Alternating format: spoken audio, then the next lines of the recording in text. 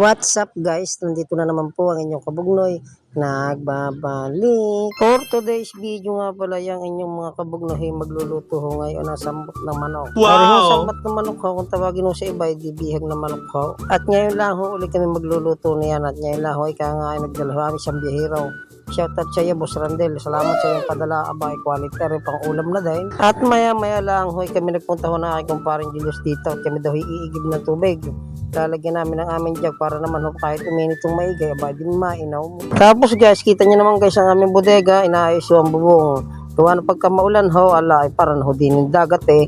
Naisipan ho ng aking busing, total tag-init naman daw ngayon, abay, di pa papalta, no? Ay siya na may napakadami ng pira. Alam naman inyong mga kabunglay magpalit niya, wala naman kaming pira. Charot! At guys, pinigana po na aking kumpare, aking kakanggata ay napakagaling ho talaga sa pigaan na yan. Tapos nandyan ho ating parikado, ay ang dadali ho na aking kumparing baki. Ang luhuto daw ho niya ni adobo sa gata, ay quality yan, perfect na perfect man din yan. Tapos guys, maulit ko nga pala sa inyo, aba hindi rin niya ho biro ang tinalo ng manok namin.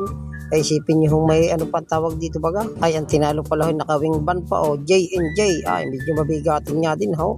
Talagang minamagaling na manok ho, ay nadali nga lang ho, ika nga ay yung amin himagaling ho sa gitna, talagang nagitna lang siguro ho yung kanila. Karing manok na ari padala ho na aming Boss Randel, yung isa namin biyahero ng taga Aluminos, ay naglaban ho siya ng manok, ay di arihot nakadali daw ho ng kauntian, tapos syempre may sambot, dinala na ho dito para naman daw ho mga kabugloy, ay di may pang ulam na sa tanghali, quality. Ay sabi daw ho yan daw ho, napakagulang na ala, ay awan kung gaano katindi ng gulang ng manok na yan, ay pagkakadami din yung bao, awan pag hindi lumambot yan.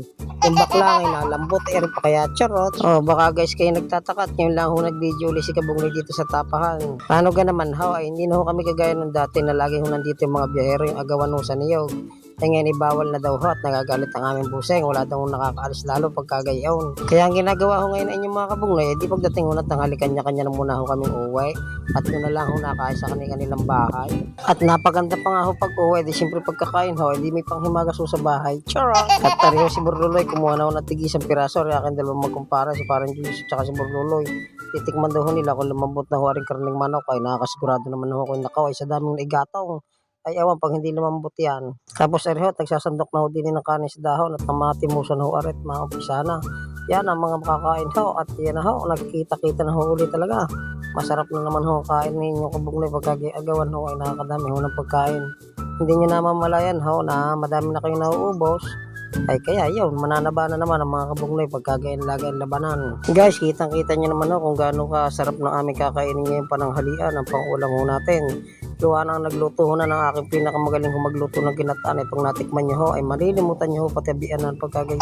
Kung magluto ho aking kumpare ay dabis na dabis ho, lalo ho yan kung pampulutan na naman ano garis Kabugnoy.